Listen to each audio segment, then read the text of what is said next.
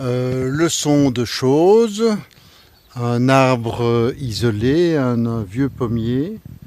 Et ce qui est formidable, c'est que ce pommier, qui est toujours vivant, il n'est pas loin de mourir quand même, eh bien, comme on dit, c'est un HLM naturel.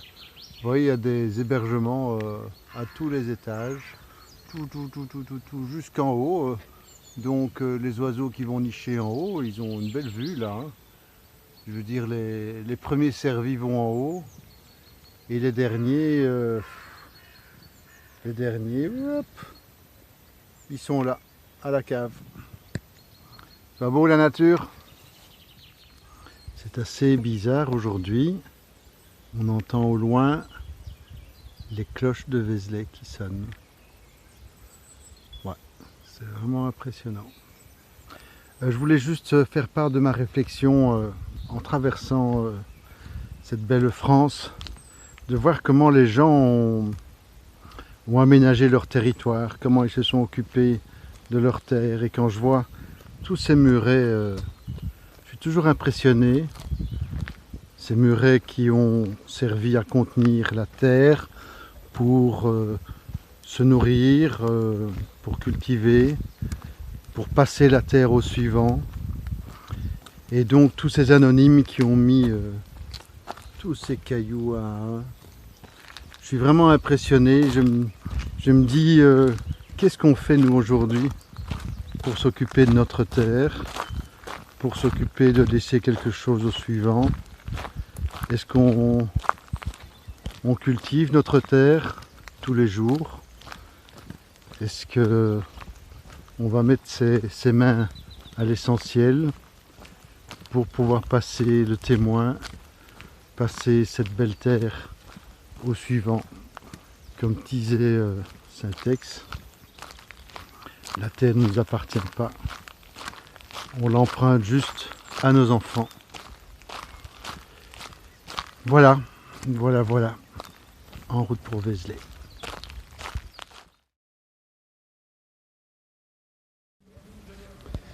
On est vendredi de Pâques, vendredi saint, à Vézelay. Et les différents offices se suivent.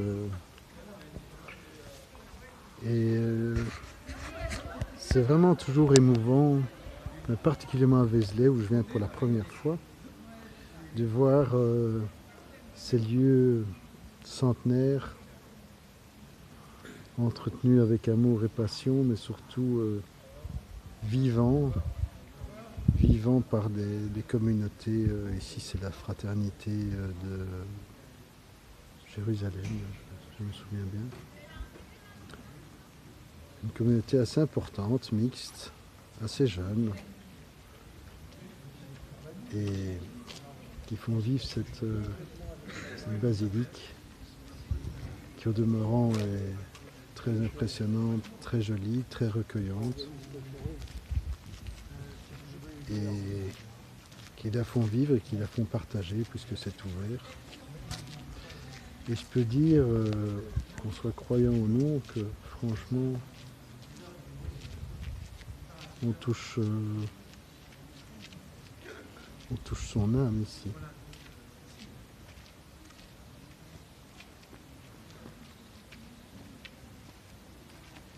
Ouais.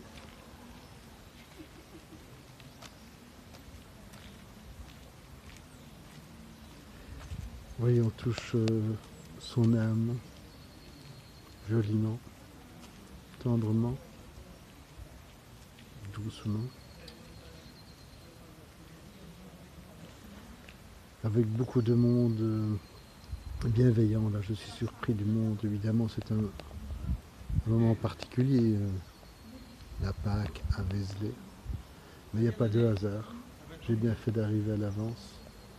Et ça me fait vraiment du bien de vivre ce moment ici. De me reposer physiquement, mais que ça me fait du bien d'arriver au fond de moi. Et je voulais vous le partager.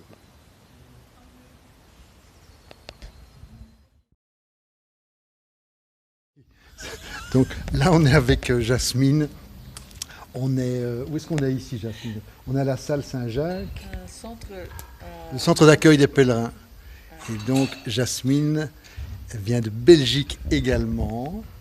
Et elle est depuis 14 jours ici. Elle est venue à pied de Virton, tu es venue, hein? J'ai commencé à Virton, oui. À Virton. Et alors, explique un peu ton U. Mon U. Alors, Flup que nous, Philippe, il veut me refilmer ici, donc ça me met un peu mal à l'aise. Mais enfin, je le fais quand même. Oui. Donc, en 2015-2016, j'ai marché un chemin en Belgique qui s'appelle Qu'on l'abuse nous montre le chemin. Ah oui. Et le fait qu'en 2014 ou 2015, j'avais promis à des amis de les visiter et que j'avais mis trop d'énergie dans ce livre.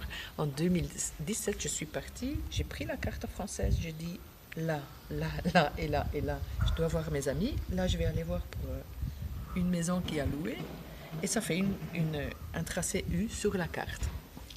Merci. Voilà, s'il te plaît. Nous sommes le samedi pascal à Vézelay. Donc le samedi pascal, c'est le jour de la descente aux enfers. C'est un peu dur, hein, ça. Mais si vous êtes de passage dans la région de Vézelay, je vous invite vraiment à monter sur cette montagne. Tellement d'abord c'est beau, tellement ça vous prend, ça vous invite au respect, au profond respect. Et puis ce lieu, je trouve qu'il est assez magique. Non seulement pour le lieu en lui-même, c'est beau, c'est du grand beau, mais aussi parce que c'est vivant, parce qu'il y a des gens, entre autres ici, la Fraternité de Jérusalem, une communauté de jeunes personnes mixtes, qui fait vivre tous ces lieux quasi nuit et jour, 7 jours sur 7. Et c'est ça qui est bien pour les lieux, qu'ils soient vivants. Mais surtout ce qui me va loin, ce qui me fait du bien, c'est la bienveillance. La bienveillance du lieu, je vais dire. Pas d'une bienveillance condescendante que l'on rencontre franchement trop souvent. La bienveillance, c'est un mot parfois un peu galvaudé et on la met peut-être un peu à toutes les sauces. Je veux dire ici, c'est la condescendance, de la bienveillance qui est douce, qui va droit au cœur, doucement. Et je crois que peu importe ce qu'on pense, ce qu'on croit, on ressent quelque chose, quoi. Moi en tout cas ça me fait du bien. Cette pause ici qui ne doit peut-être rien au hasard me fait vraiment du bien. Et samedi était un peu particulier. Demain sera une journée importante, je pense. C'est le dimanche de Pâques, mais plus encore. Et puis on se prépare pour continuer la route. À bientôt.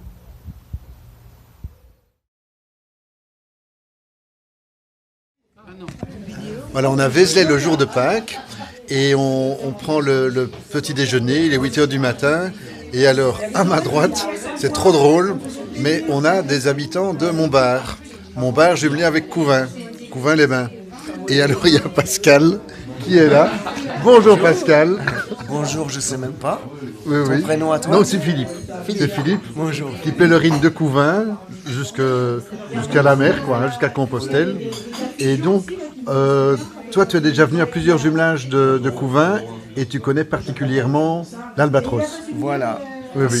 On est jumelé avec le foyer de l'Albatros. On a un foyer à Montbard. Hein, Oui, oui. Où tu travailles? où je viens d'arrêter de travailler. Oui, parce oui. que si j'ai pu prendre le chemin de Compostelle, c'était parce que la retraite était arrivée. Ça va trouver le temps, il faut trouver le temps. Oui, oui, oui, oui, oui. Non, bah, c'est vraiment... Ouais, puis j'ai eu plaisir de venir à plusieurs occasions à Couvain, Oui, oui. avec la musique de mon bar aussi. Mhm. Et alors, qu'est-ce que tu connais là à l'Albatros, tu disais? Ah oui, alors mon partenaire à l'Albatros, c'était Étienne Beauchot. Si parmi vous, il y en a qui le connaissent, je vous remercie de lui transmettre le bonjour. Bonjour. Et un petit bonjour.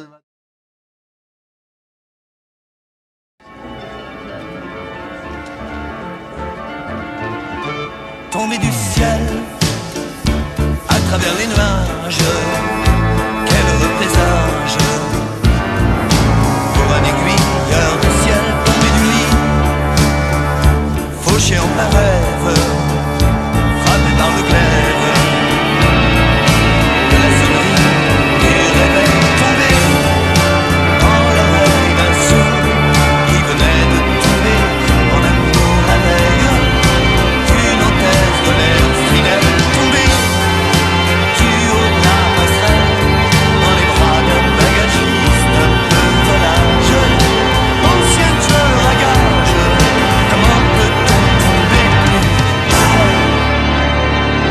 Tomber du ciel, rebelle aux louanges, chassé par les anges du paradis originel, tombé de sommeil, perdu connaissance, retombé en enfance, au pied du grand sapin de Noël, voilé de mystère, sous mon regard ébloui par la naissance d'une étoile dans le désert, tombé comme un météore dans les poches de Balthazar, Gaspard ou Melchior, les trois fameux rois mages, trafiquant d'import-export. Tombé d'en haut comme les petits couteaux que j'entends tomber dehors par la fenêtre quand je m'endors le cœur en fête, aux heures de girouette, des hauts du clocher donnent à ma voix la direction par où le vent fredonne ma chanson. Tombé sur un jour de chance,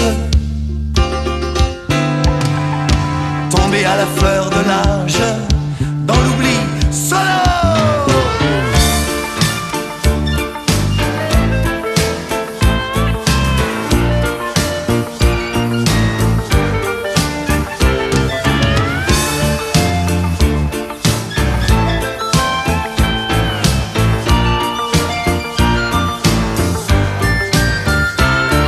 C'est fou ce qu'on peut voir tomber quand on traîne sur le pavé, les yeux en l'air, la semelle battant la poussière. On voit tomber des balcons, des mégots, des pots de fleurs, des chanteurs de charme, des jeunes filles en larmes et des alpinistes amateurs.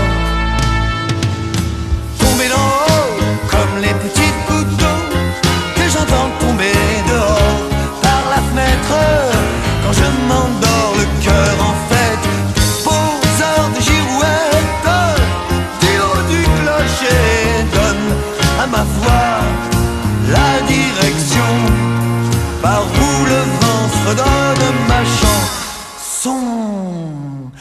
Tombé sur un jour de chance, tombé par inadvertance, amoureux, tombé à terre pour la fille qu'on aime, se relever indemne et retomber amoureux, tomber sur toi